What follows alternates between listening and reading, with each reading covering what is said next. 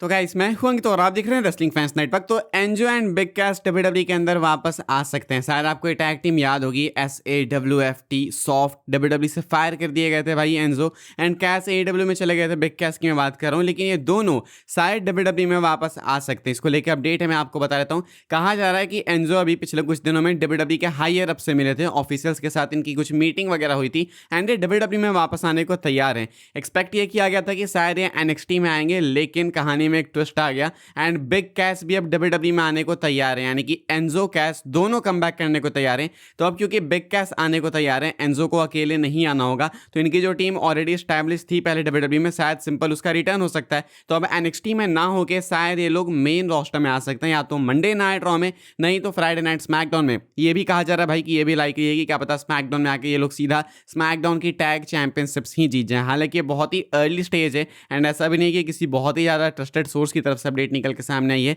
लेकिन Enzo and कैस दोनों ही expected है डब्ल्यूडब्ल्यूई में अपीयर होने के लिए। एंड मुझे लगता है ये सही टाइम है। तुम पूछोगे क्यों? क्योंकि डब्ल्यूडब्ल्यूई भाई अभी करेंटली हो चुकी है ऑल अबाउट कैच फ्रेजेस। चाहे तुम देखोगे यीट, चाहे तुम देख लो एले नाइट का ये, या फिर जितने ऐसे चैंट्स वगैरह होते हैं, लोग गाते हैं क्राउड से, जो कोडी कोडी रोड्स या रोमन रेंज, तो ये सब जो चैंट्स है ना, यही अब डब्ल्यूडब्ल्यूई के लिए मेन ऑडियंस रिएक्शन का काम करते हैं। एंड एंजो एंड कैस इस चीज़ को 2016-17 में भी करते थे, बहुत अच्छे से करते थे। तो वो अगर इस टाइम पे आ जाएंगे एंड इस तरीके की क्राउड है तो परफेक्ट फिट है। लेकिन अगेन द पॉइंट इसकी आके कितने दिन सर्वाइव कर लोगे? डब्ल्यूडब्ल्यूई में कितनी टैग टीम्स आई, कितने सुपरस्टार्स रिलीज होने के बाद वापस आए? 1 साल, 1.5 साल, मैक्स टू मैक्स 2 साल, कुछ कर पाए कुछ नहीं कर पाए एंड उसके बाद रिलीज हो गए। मल्टीपल एग्जाम्पल्स हैं। तुम कैरियन क्रॉस को देख सकते हो, तुम बो डैलिस को देख सकते हो। बो डैलिस के साथ जो कंप्लीट वाइड सिक्स है, सबके सब आए थे एंड सबके सब वापस से हट गए।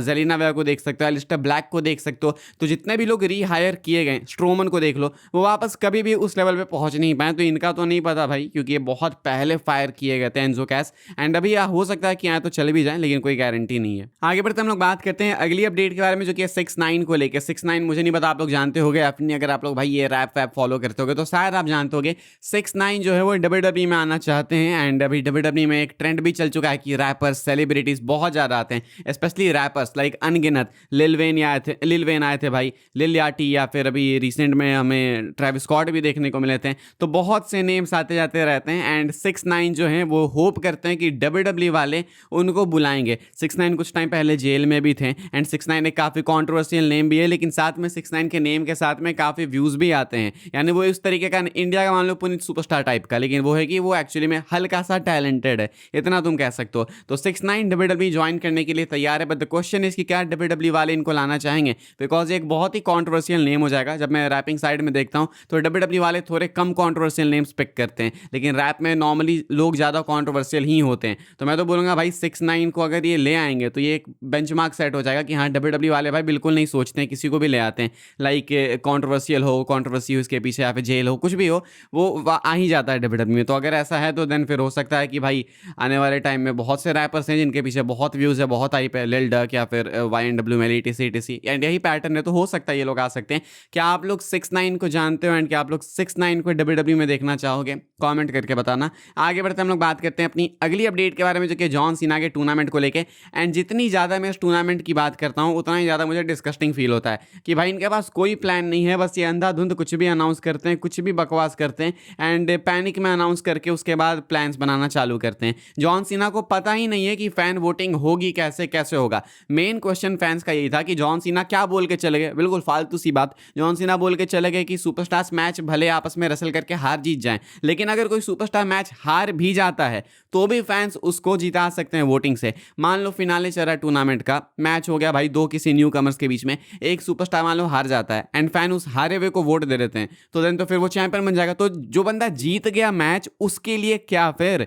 एंड तुम वो भूल जाओ, वो हटाओ। मान लो एक है जो कि इंटरनेट का फेवरेट एंड वो टैलेंटेड नहीं है, क्योंकि बहुत से लोग फालतू भी इंटरनेट के फेवरेट्स हो जाते हैं। लोग उसको अगर वोट करके जिता दिए तो जो एक्चुअल टैलेंटेड बंदा है, जो ग्राइंड कर रहा है इसके इतने सालों से, उसके साथ तो फिर बहुत ही इनजस्टिस हो जाएगा। तो ये कुछ बहुत ही अजीब सी अनाउंसमेंट कर दी थी कि आप मैच जीतो या फिर हारो मैटर नहीं करता, वोट्स ही मैटर करते हैं। तो वोट्स ही मैटर करते हैं तो मैच ही क्यों करना? ऐसे में जॉन सीना इस चीज़ के ऊपर कमेंट करते हैं and John Cena speaks on the criticism of wins and losses not mattering in his classic tournament. तो जॉन सीना कहते हैं CBS स्पोर्ट्स के साथ बात करते हुए, that's a very valid point, we have to figure out the fan vote, there is still a lot to be done. कहते हैं जॉन सीना की सही में सही बात है, बहुत ही वैलिड पॉइंट है, हमें अभी फिगर आउट करना है एंड अभी तो बहुत कुछ करना है। एक्सपेक्टेड है कि दिसंबर में यानी कि साल के एंड में शायद ये टूर्नामेंट चालू होगा, जस्ट लाइक लास्ट ईयर जैसे जॉन सीना रिटायर हुए थे तो शायद 1 साल की एनिवर्सरी सेलिब्रेट करेंगे एंड शायद नेटफ्लिक्स पे आने वाला है। ये एक इवेंट हो सकता है जो कि हो सकता है महीने भर या हफ्ते भर चले, अब देखना है, यही सब तो डिसाइड किया जाएगा आने वाले कुछ महीनों में। लेकिन जॉन सीना कहते हैं कि ये बहुत ही वैलिड पॉइंट है कि अगर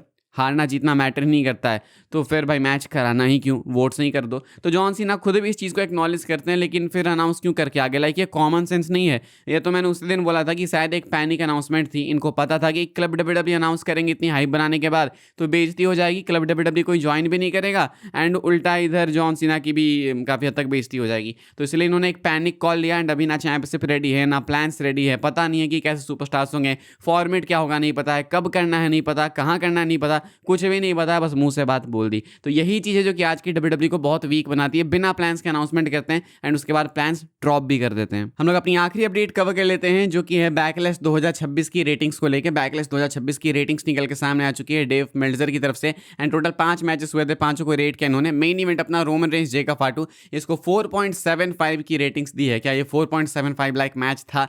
ये तो मैं नहीं बोलूँगा, मुझे लगता है कि मैं मिल्टजर की जगह होता तो मैं इसको 4 की रेटिंग्स देता। 4.75 मुझे लगता है कि काफ़ी ज़्यादा हो गया इस मैच के लिए, लेकिन हो सकता है भाई सही भी हो। मतलब आप लोग बताना भाई आपके अकॉर्डिंग क्या ये रेटिंग सही है? मैच अच्छा था, ये नहीं बोलूँगा कि बेकार था, लेकिन 4.75 आई थिंक काफ़ी मतलब बढ़ा चढ़ा के बोली गई बात है। इसके बाद डनहॉजन एंड मिनीहाउसन वर्सेस मिज एंड किट विल्सन का मैच हुआ था, टैग टीम मैच, एंड इसको 2 स्टार की रेटिंग मिली है। इस पर रेटिंग मैटर करनी भी नहीं चाहिए, टू बी वेरी ऑनेस्ट, इस मैच को देनी ही नहीं चाहिए थी, ये मैच रेटिंग्स के लिए होता ही नहीं है। इसके बाद ईओ स्काई एंड आस्का के मैच की बात करें तो इस मैच को रेटिंग मिली है 4.25 की एंड यहाँ पे आस्का सेमी रिटायर भी हो गई थी। देन इसके बाद trick Williams and Sami Zayn का मैच, इस मैच को 2.75 की रेटिंग्स मिली है। रसलमीना वाले मैच को बहुत अच्छी रेटिंग मिली थी, आई गेस कुछ 4 के ऊपर ही थी, लेकिन इसकी रेटिंग 2.75 है। एंड देन इसके बाद अपना kick off match Seth Rollins and Bron Breakker का रिसीव करता है 4.25 फ्रॉम डेव मेल्टजर, यानी कि हाईएस्ट रेटेड मैच अपना 4.75 एंड लोवेस्ट रेटेड मैच अपना 2, यानी कि Roman Jacob highest rated and lowest rated अपना डनहॉजन का टैग मैच। लेकिन डनहॉजन वाले को मैं काउंट खुद नहीं करना चाहूँगा,